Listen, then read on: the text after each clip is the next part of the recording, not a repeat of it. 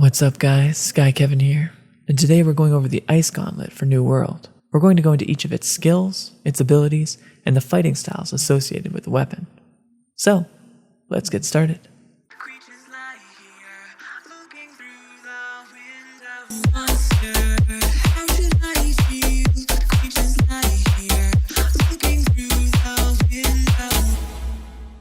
The Ice Gauntlet is a great weapon as both a primary and secondary, since you have some good damage associated with it as well as some of the best crowd control abilities in the game. It makes a fantastic secondary as well, since you don't need to necessarily worry about using attribute points for the damage, because you're really only using it for the CC and utility abilities. It's a big staple in the meta right now, and used by a lot of players with all kinds of main weapons as a result. The mastery tree for the Ice Gauntlet is Ice Tempest and Builder. Wind Chill blasts enemies back 5 meters with a beam of frost that pushes them back depending on how far they are away from the caster. Ice Spikes sends a ray of spikes forwards with one large spike at the end, hitting the enemy for 20% more damage if they're below 30% HP. It also reduces the cooldown of this ability by 10% if it hits them and staggers them.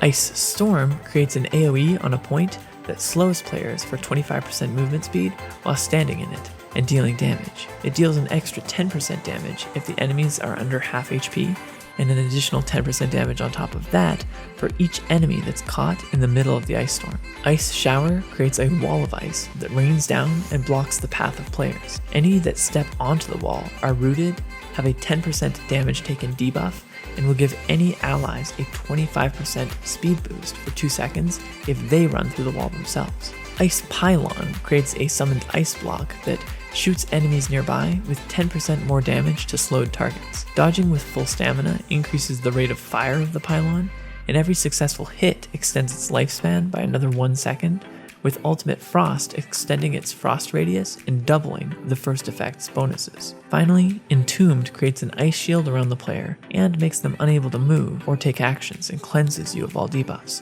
This does allow you to heal from any outside sources though, and will give you increased mana regeneration until you break out, in which case it gives you a 25% defense increase for the next 3 seconds after breaking out of the mold. For ultimates, we already mentioned the Ultimate Frost, so there is also Ultimate Chill, which passively makes ice abilities cause a chill debuff on the target, increasing ice damage that they take by 35% for 3 seconds.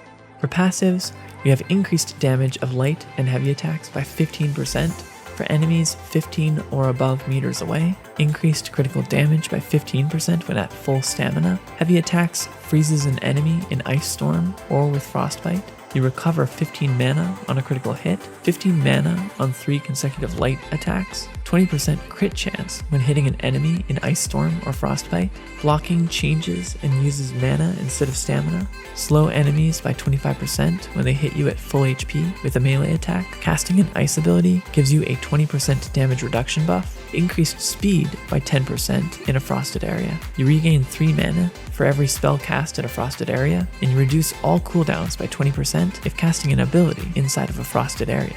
The main benefit to the Ice Gauntlet's abilities is definitely the sheer number of roots and slows you can utilize. Most players use Ice Wall and Ice Storm along with Entombed to give them a lot of survivability and extra means of maneuverability when dealing with other players. The key with this weapon is that you can use the slow to your advantage with many other different passive buffs to really start doing a lot of damage, and it gives some huge obstacles for large groups to focus on avoiding. Mana is often an issue with this, but if you pair it with something like the Fire Staff, you can benefit from the intelligence use of both of them alongside the Fire Staff's mana regeneration. The alternative is to use it as a sidearm for most of the dex and strength-based weapons so that you can keep players zoned to where you want them in the middle of a fight.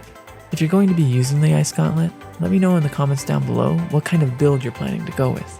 I always make sure I read every single comment and answer all the questions that you guys have. I'm always making more videos like this one on New World and other MMOs, so don't forget to subscribe if you haven't already.